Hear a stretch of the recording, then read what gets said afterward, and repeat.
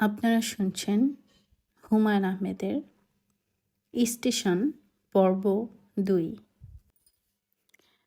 এক এক বছর এক এক রকম হয়। গত বছর বৃষ্টি হয়নি, বড় বড় পুকুর শুকিয়ে গেছে, টিউবওয়েলে পানি ওঠে না। এবছর আগেই বর্ষা নেমে গেল, জ্যৈষ্ঠ মাসেও সারাদিন বৃষ্টি, ঠান্ডা ঠান্ডা আবহাওয়া। আম কাঁঠাল পাকা বন্ধ, গরমই পড়েনি, আম কাঁঠাল পাকবে কি? অসময়ের বৃষ্টির পানিতে মাগরা নদী ফুলে ফেঁপে উঠল। গভীর রাতে ঘুম ভাঙলে নদীর হাসি শোনা যায়। হি হি হো হো করে নদী হাসে। নদীর হাসি খুব খারাপ। যে বছর নদী হাসে সে বছর ভয়ঙ্কর কিছু হবেই। ভৈরব থেকে রেলের ইঞ্জিনিয়াররা একদিন মাগরা ব্রিজ দেখতে এলেন। সুতা ফেলে কী সব মাপঝোপ করলেন। তাদের মুখ গম্ভীর হয়ে গেল। তারপর থেকে নিয়ম হলো, কোনো ট্রেন সরাসরি মাগরা ব্রিজে উঠবে না। ব্রিজে ওঠার আগে থামবে, হুইসেল দেবে। একজন পয়েন্টসম্যান সবুজ পতাকা দেখাবে কিংবা সবুজ বাতি জ্বালাবে, তখনই ট্রেন ব্রিজে উঠবে। নান্দাইল রোড স্টেশনের পয়েন্টসম্যান আব্দুর রহমান চাচা এই খবর শুনে খুবই রেগে গেলেন। চিৎকার চেঁচামেচি, খারাপ গালাগালি। রেলের সাহেবের মারে আমি। বাবা শান্ত গলায় বললেন, খারাপ গালাগালি দেবে না। রেল সাহেবের মা নিশ্চয়ই বেঁচে নেই, আর বেঁচে থাকলেও তিনি একজন সম্মানী বৃদ্ধ মহিলা। তাছাড়া তিনি কোনো দোষও করেননি, তাকে নিয়ে নোংরা কথা বলা ঠিক না। রেলের ডিসিশন তোমার যদি পছন্দ না হয় চাকরি ছেড়ে দাও। রহমান চাচা লাভঝাপ দিতে দিতে বললেন, চাকরি তো ছাড়বই, চাকরির মানে আমি? এই বৃষ্টি বদলার দিনে আমি দোষ লাগা পুলের ওপর একলা বৈশা থাকবো? আর জিন ভূতে আমারে গলা টিপ্পা মারবো? আমারও তো গরজ নাই। রেলের চাকরির মারে। অনেক লাভঝাপ দিল। সন্ধ্যার আগে আগে রহমান চাচা গামবুট পরে রেলের লণ্ঠন নিয়ে রওনা হলেন। গামবুট জোড়া বাবার, গত বর্ষায় কিনেছিলেন।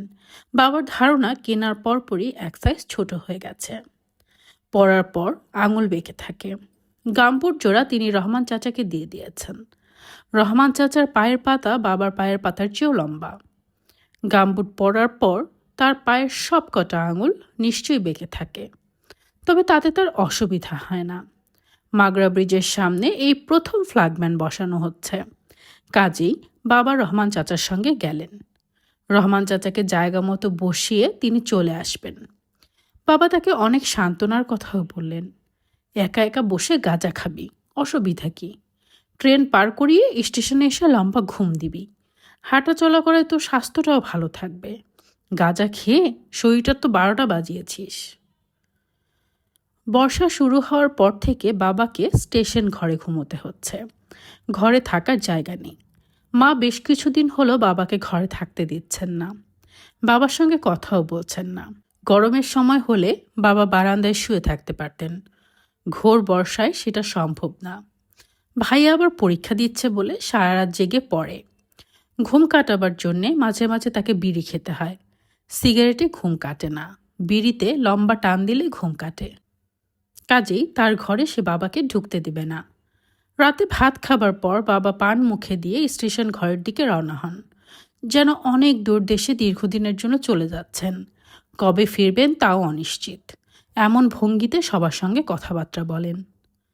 ভাইয়ার ঘরে উকি দিয়ে বলেন, পড়াশোনা ঠিকমতো হচ্ছে তো? আগে ভাগে বর্ষা নামায় তোর জন্য ভালো হয়েছে, গরম কমেছে।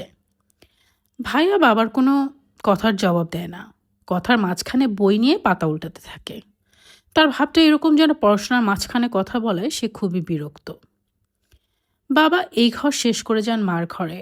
হারিকেন নামিয়ে মার ঘরের খাটের নিচে অনেকক্ষণ উকিঝুঁকি দেন, সাপ খুঁজেন। প্রতি বর্ষায় মার ঘরে একবার না একবার সাপ বের হয়। এবারের বর্ষায় এখনও বের হয়নি, তবে বের হবে এটা প্রায় নিশ্চিত। সাপ খোঁজার ফাঁকে ফাঁকে মার সঙ্গে তার নিশ্চয়ই কোনো কথাবার্তা হয়। কি কথাবার্তা হয় আমি জানি না, কারণ দুজনেই কথা বলেন খুব নিচু গলায়। মার ঘর শেষ করার পর বাবা যান রহিমা ফুপুর ঘরে। এই সময় বাবার মেজাজ বেশ ভালো থাকে। তার হাসির শব্দ মাঝে মাঝে শোনা যায়। কুসুম আপুর সঙ্গেও তিনি উপদেশমূলক কিছু কথাবার্তা বলেন, কারণ কুসুম আপুও এবার এসএসসি পরীক্ষা দিচ্ছে। যারা এসএসসি পরীক্ষা দেয় তাদেরকে সবসময় উপদেশ দেয়াই নিয়ম। কুসুম আপুর সঙ্গে কথা বলার সময় বাবার গলা অতিরিক্ত কোমল হয়ে যায়। পড়াশোনা কেমন হচ্ছে রে মা? ভালো। একটা কথা খেয়াল রাখবি, সারা রাত জেগে পড়বি না। ছেলেরা সারা রাত জেগে পড়লে কোনো সমস্যা নাই, সেটাই নিয়ম। কিন্তু মেয়েরা সারা রাত জেগে পড়লে সমস্যা। কি সমস্যা? মুখের জ্যোতি কমে যায়। ছেলেদের জ্যোতি কমে না, মেয়েদের কমে কেন? ছেলে মেয়ে সবারই জ্যোতি কমে। ছেলেদের জ্যোতি কমলে কিছু যায় আসে না, মেয়েদের জ্যোতি কমলে যায় আসে। মেয়েদের আসল সম্পদ হলো তাদের মুখের জ্যোতি। আপনি কি সব অদ্ভুত কথা যে বলেন চাচা? আমার নিজের কথা না, ময় মুরব্বির কথা। এগুলি মোটেও কোনো ময় মুরব্বির কথা না, আপনার নিজের কথা। আপনি স্টেশনে একা একা জেগে থাকেন আর অদ্ভুত অদ্ভুত সব কথা বানান। বাবার নিশ্চয়ই স্টেশন ঘরে একা ঘুমোতে ভালো লাগে না। তিনি নানান অজুহাতে দেরি করতে থাকেন। সবার সঙ্গে কথা শেষ হবার পর বারান্দায় এসে কিছুক্ষণ দাঁড়িয়ে থাকেন। এই সময় আমিও বারান্দায় চলে আসি, কারণ তখন খুব মজার একটা ঘটনা ঘটে। মজার ঘটনা সব দিন ঘটে না, মাঝে মধ্যে ঘটে। আমাদের বাসার সামনে দক্ষিণ দিকে কিছু নিচু জায়গা আছে। বর্ষার পানিতে জায়গাটা ডুবে গেছে, প্রায় হাঁটু পানি। স্টেশনে যাবার পথে বাবা শুকনো জায়গা ছেড়ে হঠাৎ পানিতে নেমে যান। হারিকেন হাতে নিয়ে ছপ ছপ শব্দে এ মাথা ও মাথা হাঁটেন। রাজ্যের ব্যাঙ তখন বাবাকে ঘিরে লাফালাফি করতে থাকে। কোনো কোনো সাহসী ব্যাঙ লাফ দিয়ে এসে বাবার গায়ে পড়ে। তিনি মনে হয় খুব মজা পান, কারণ আমি বারান্দা থেকে বাবার চাপা গলার হাসি শুনি। বাবার গলার হাসির শব্দ ব্যাঙের ডাকের মতো শোনা যায়। ব্যাঙের রাজ্যতে বাবাকে লম্বা একটা ব্যাঙ বলে মনে হয়। বারান্দায় বাবার সঙ্গে আমার কিছু কথা হয়। বাবা সংকুচিত গলায় প্রায় অনুরোধের মতো করে বলেন, কি রে, আমার সাথে স্টেশন ঘরে ঘুমোতে যাবি? সিন্দুকের ওপর নতুন তুলার তোষক দিয়েছি, শিমুল তুলা, মনে হবে বাতাসের ওপর ঘুমোচ্ছিস।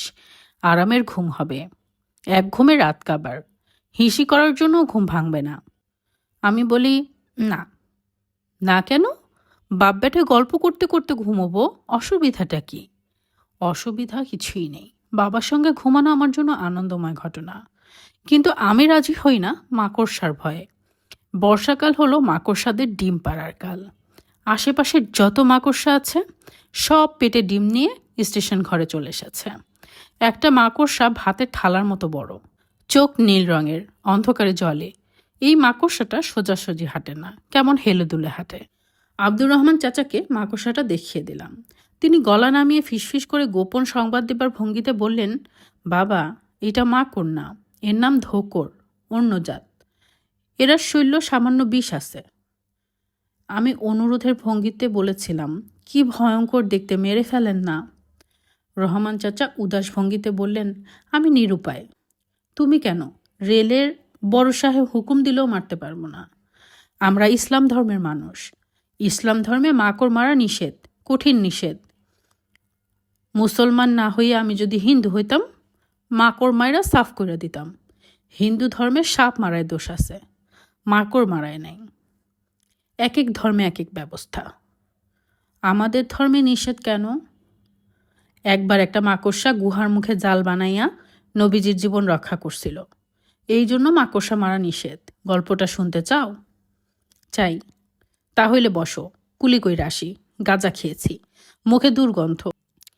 মুখে দুর্গন্ধ নিয়ে নবীজির বিষয়ে কোনো গল্প করলে নেকির বদলে 3টা বদি লেখা হয়।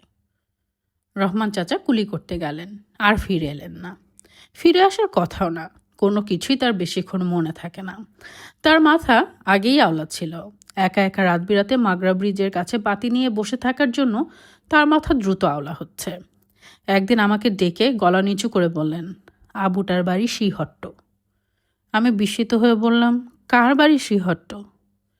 রহমান চাচা ফিসফিস করে বললেন, ওই যে একটা পুলা মাগরা ব্রিজের লাইনের ওপর বসে থাকে, তার বাড়ি এই অঞ্চলে না, বাড়ি শ্রীহট্ট। কে বলেছে আপনাকে? সে নিজেই বলেছে। প্রথম দিকে পোলাটারে বড়ই ভয় পাইতাম, পরে চিন্তা করলাম ভয় পাইয়া আমার লাভটা কি। এখন তার সাথে টুকটাক কথা হয়। সত্যি? আমি কি তোমার সঙ্গে মিথ্যা বলতেছি? তোমার সাথে মিথ্যা বললে আমার ফায়দা কি? মিথ্যা কইলে আমার বেতন 50 টাকা বাড়বো না ডিউটি কমবো? ছেলেটার সাথে কি কথা হয়? বললাম না, টুকটাক কথা। সেও কম কথা কয়, আমিও কম কথা কই। অধিক কথা বলার তো কোনো সার্থকতা নাই। ছেলেটার নাম কি? নাম জিজ্ঞেস করছিলাম, নাম বলে না। নাম জিগাইলে খলবলায় হাসে। আর কি করে? ভেংসি দেয়। পোলাপাইন না ভেংসি। ময়রা সে ভূত হইছে, কিন্তু পোলাপাইন্নার স্বভাব যায় নাই। পোলাপান ভূত। রেল লাইনের পাথর ডিল দিয়া নদীতে ফেলে। রেল কোম্পানির ক্ষতি। আমি আবার সেই কোম্পানির নৌকর। শেষে একদিন দিলাম ধমক, বললাম পাথর ফেলবা না, এতে লাইন দুর্বল হয়। ধমক শুনে সে কি করলো? পাথর ফেলন বন্ধ করছে। আসল কথা হইল বুঝাইয়া বলা। মানুষের যেমন বুঝাইয়া বললে শুনে, ভূত পেত্রে বুঝাইয়া বললেও শুনে। মানুষের মাথা হঠাৎ আওলা হয় না, আস্তে আস্তে আওলা হয়। আব্দুর রহমান চাচার মাথা আওলা হতে শুরু করেছে। কোনো একদিন পুরাপুরি আওলা হয়ে যাবে। তখন ভয়ঙ্কর কিছু ঘটবে। বাবার ধারণা সব মানুষের মাথায় আওলা গাছের বীজ পোঁতা থাকে। সেই বীজ থেকে ছোট্ট চারা বের হয়। চারা বের হওয়া মাত্র গাছ উপড়ে ফেলে দিতে হয়। অনেকেই সেটা করে না। তারা নানান যত্ন আত্তি করে। চারা গাছ দেখতে দেখতে বড় হয়ে যায়। তারা আওলা হয়ে যায়। আওলা গাছের বীজেরও আবার নানান ধরন। কোনো কোনো বীজ থেকে আদর যত্ন ছাড়াই চারা হয়। দেখতে দেখতে সেই চারা গাছ ডালপালা ছড়িয়ে ঝাঁকড়া হয়ে যায়। টগর, বুঝলি, খুব সাবধান। আওলা গাছের বীজ থেকে চারা গজাচ্ছে কিনা খেয়াল রাখবি। শুধু নিজেরটা খেয়াল রাখলে হবে না, অন্যেরটাও খেয়াল করতে হবে। তোর কি মনে হয়, এই বাড়ির কারো কারো মাথায় আওলা গাছের বীজ আছে? কুসুমাপুর মাথায় আছে। বুঝলি কি করে? আমার মনে হয়। প্রমাণ ছাড়া এইভাবে কথা বলা ঠিক না। তোর কাছে প্রমাণ আছে রে বেটা? না। বাবাকে যদিও বলেছি প্রমাণ নেই, আসলে কিন্তু আছে। যে রাতে ঝুম বৃষ্টি হবে সেই রাতে কুসুমাপু অবশ্যই ভেতরের বারান্দায় গোসল করবে। সেই গোসল খুবই রহস্যময়, কারণ কুসুমাপু যখন গোসল করে তখন রহিমা ফুপুর চাপা কাদো কাদো গলা শোনা যায়। সি কুসুম, সি। কুসুমাপু শান্ত গলায় বলে, এত ছি করবে না। ছি বলার মতো কিছু করছি না। রহিমা ফুপু বলেন, কি কেলেঙ্কারি, কেউ যদি দেখে? অন্ধকারে দেখবে কি করে? মানুষের চোখে কি টর্চ ফিট করা? তখন রহিমা ফুপুর সত্যিকারের কান্না শোনা যায়। রহিমা ফুপু কাঁদেন। কুসুমাপু তাকে চাপা গলায় ধমকান, খবরদার মা, ফিচ ফিচ করবে না। যদি এরকম ফিচ ফিচ করো তাহলে ভেতরের বারান্দায় গোসল না করে বাইরে গোসল করব, সত্যি করব। ফুপুর কান্না থেমে যায়। যেসব মেয়ের মাথায় আওলা গাছের বীজ থেকে চারা হয়ে গেছে শুধু তারাই এমন রহস্যময় গোসল করতে পারে। কুসুমাপু এবছর পরীক্ষা দিচ্ছে, কিন্তু দেখে মনে হয় না পড়াশোনা খুব হচ্ছে। তার প্রথম কাজ ভাইয়াকে বিরক্ত করা। ভাইয়া অন্য সবার মতো পড়ে না, একটু অন্যরকম করে পড়ে। তার পড়া হলো মুখস্থ করে পড়া। ক খ গ একটা সমকোণী ত্রিভুজ। এই বাক্যটা সে 20 বার পড়বে, তারপর খাতায় লিখবে, ঠিকমতো মুখস্থ হয়েছে কিনা দেখার জন্যে। তারপর সে শুরু করবে পরের বাক্যটা। ক খ এবং ক গ তাহার 2টি বাহু। ক খ এবং ক গ তাহার 2টি বাহু। ক খ এবং ক গ তাহার 2টি বাহু। জ্যামিতির একটা সম্পাদ্য মুখস্থ করতে তার 1 রাত লাগে। মুখস্থ করার সময় হুটহাট করে তার ঘরে কেউ ঢুকলে মুখস্থ জিনিস সব এলোমেলো হয়ে যায়। কুসুম আপু এই কাজটাই করে। হুট করে ঘরে ঢুকে সব এলোমেলো করে দেয়। এবছর নাকি এ ভিলেজ ফেয়ার রচনাটাই আসবে। 3 রাত ধরে ভাইয়া রচনা মুখস্থ করছে। 2 রাতেই তার একটা রচনা মুখস্থ হয়। কুসুম আপুর জন্য 3 রাতেও কিচ্ছু হচ্ছে না। চোখ বন্ধ করে ভাইয়া রচনা মুখস্থ করা শুরু করতেই কুসুম আপু সারা শব্দ করে দরজার সামনে দিয়ে হাঁটাহাঁটি করা শুরু করে। পরশু রাতেও করেছে, গতকাল রাতেও করেছে। রঞ্জু ভাইয়া বিরক্ত হয়ে বলল, ডিস্টার্ব করিস কেন? কুসুম আপু অবাক হয়ে বলল, ডিস্টার্ব কি করলাম? এই যে 100 বার দরজার সামনে দিয়ে যাচ্ছিস আসছিস, ডিস্টার্ব হচ্ছে না? তোমার পড়া তুমি পড়বে, ডিস্টার্ব হবার কি আছে? পড়ায় মন থাকলে তোমার মাথায় অন্য কিছুই ঢুকতো না। কে হাঁটছে কে কাশছে বুঝতেই পারতে না। তোমার পড়ায় মন নেই। তুমি গত বছর ফেল করেছো, এ বছরও ফেল করবে। আমার ফেল আমি করব, তুই কথা বলার কে? আমি কথা বলার কেউ না। এবার ফেল করলে আমি তোমাকে রূপার একটা মেডেল দেব। মেডেলে লেখা থাকবে আখলাক হোসেন ফেলকুমার। আমি বুঝতে পারছি ভাইয়া অসম্ভব রেগে যাচ্ছে, রাগ সামলাবার চেষ্টা করছে, পারছে না। বাবার কাছে শুনেছি ছোটবেলায় রেগে গেলে ভাইয়া চিৎকার করে কাঁদত। এখন কাঁদে না, তবে চোখে পানি টলটল করে। ভাইয়ার রাগ চোখের পানি দেখে সবাই বুঝে ফেলে, শুধু কুসুম আপু মনে হয় বুঝতে পারে না। সে ভাইয়ার রাগ আরও বাড়ানোর চেষ্টা করে। কুসুম আপু ভাইয়ার চোখের পানি সম্পূর্ণ অগ্রাহ্য করে বিছানায় বসতে বসতে বলল, তারপর ফেলকুমার ইংরেজি রচনা কয়টা মুখস্থ হয়েছে? একটা। কোনটা? A village fair? পুরোপুরি মুখস্থ হয়েছে? একটু বাকি আছে। তোমার কাছ থেকে শুনে শুনে এ ভিলেজ ফেয়ার রচনা এবারে সবার মুখস্থ হয়েছে। 100 টাকা বাজি, টগরও এই রচনা মুখস্থ বলে দেবে। আমাদের বাসায় যে কালো বিড়াল আসে, ওই বিড়ালটারও রচনাটার প্রথম 6 লাইন মুখস্থ। তোর ফালতু কথা শেষ হয়েছে? কথা শেষ হলে যা। ফালতু কথা শেষ হয়েছে, কাজের কথা বাকি আছে। কাজের কথাটা কি? তুমি আমার চুল কেটে দিতে পারবে? লম্বা চুলের জন্য গরম লাগে, ঘুমাতে পারি না। গোসল করলে চুল শুকায় না, বিশ্রী লাগে। এত সুন্দর লম্বা চুল কেটে ফেলবি? কেটে ফেলবো। ভাইয়া বই বন্ধ করে কুসুম আপুর দিকে তাকালো এবং শান্ত গলায় বলল, কুসুম তুই ঢং করছিস কেন? চুল তুই কোনোদিন কাটবি না। লম্বা চুল তোর নিজের খুব পছন্দের, ঢং করার দরকার কি? ঢং করছি না, আমি আজ রাতেই চুল কাটবো। তুমি কেটে না দিলেও আমার কেটে দেবার লোক আছে। টগর কেটে দেবে। কিরে টগর, চুল কেটে দিবি না? আমি বললাম না। কুসুম আপু বলল, আমার চোখের দিকে তাকিয়ে না বল, অন্যদিকে তাকিয়ে বলছিস কেন?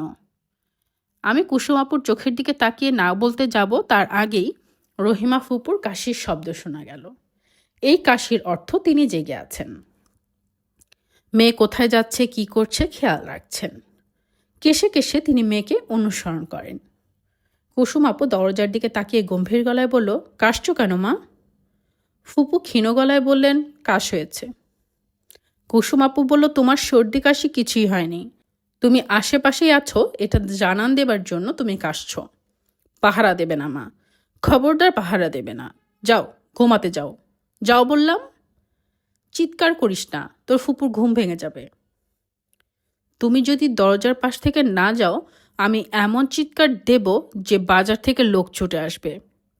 যাচ্ছি, তুই সবসময় এরকম করিস কেন? কুসুম আপু বিছানা ছেড়ে উঠে দাঁড়ালো, খপ করে আমার হাত ধরে বলল, আই টগর, আমার সঙ্গে আয় তো। আমি ভীত গলায় বললাম, কোথায় যাব?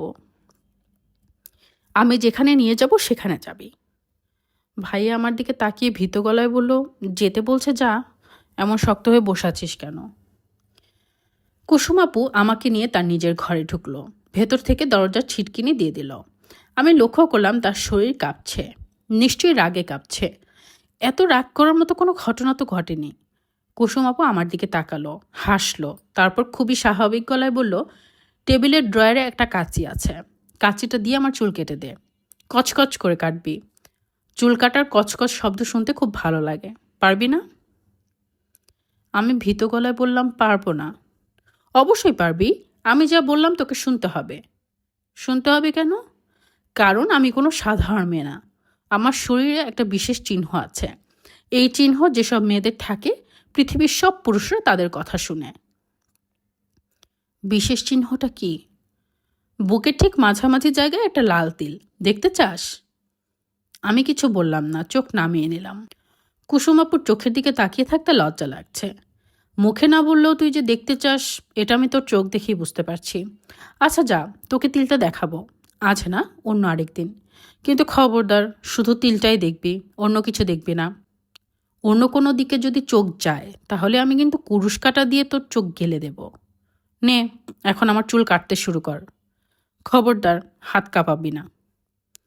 কুসুম আপু কাঁচি এনে আমার হাতে দিল, আমি চুল কাটছি। বন্ধ দরজার ওপাশ থেকে রহিমা ফুপু বলছেন, দরজা বন্ধ কেন? এই কুসুম, দরজা বন্ধ কেন? দরজা বন্ধ করে তুই কি করছিস? যে সুন্দর সে সবসময় সুন্দর। মাথা ভর্তি চুল থাকলেও সুন্দর, চুল না থাকলেও সুন্দর।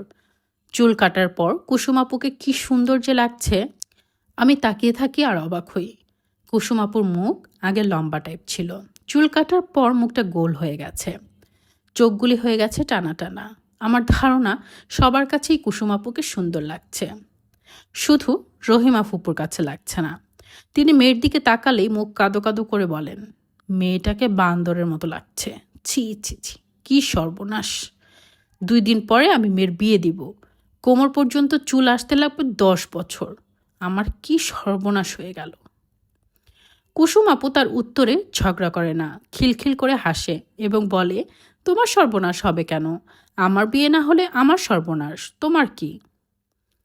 চুল ছোট করার পর কুসুম আপুর রাগও মনে হয় পড়ে গেছে, পড়ায় মন বসেছে। এখন আর ভাইয়ের সঙ্গে ঝগড়া করে না, রাতে বৃষ্টি নামলে অদ্ভুত গোসলও করে না। অনেক রাত পর্যন্ত দরজা বন্ধ করে পড়াশোনা করে। দরজা বন্ধ থাকে বলে রহিমা ফুপু ঘুমাতে যেতে পারেন না, বারান্দায় চৌকির উপর বসে থাকেন। হঠাৎ হঠাৎ মা তাকে তার ঘরে ডেকে নিয়ে যান। খুব নিচু গলায় দুজনের মধ্যে কথা হয়, নিশ্চয়ই বিশেষ কোনো কথা, কারণ তাদের কথা শেষ হবার পর রহিমা ফুপু ঘর থেকে কাঁদতে কাঁদতে বের হন। মা নিজেও কাঁদতে থাকেন এবং হুট করে তার আধকপালি মাথা ব্যথা শুরু হয়। মা কাউকে চিনতে পারেন না। মার হাসি কান্না কোনোটাই আমরা তেমন গুরুত্ব দিই না।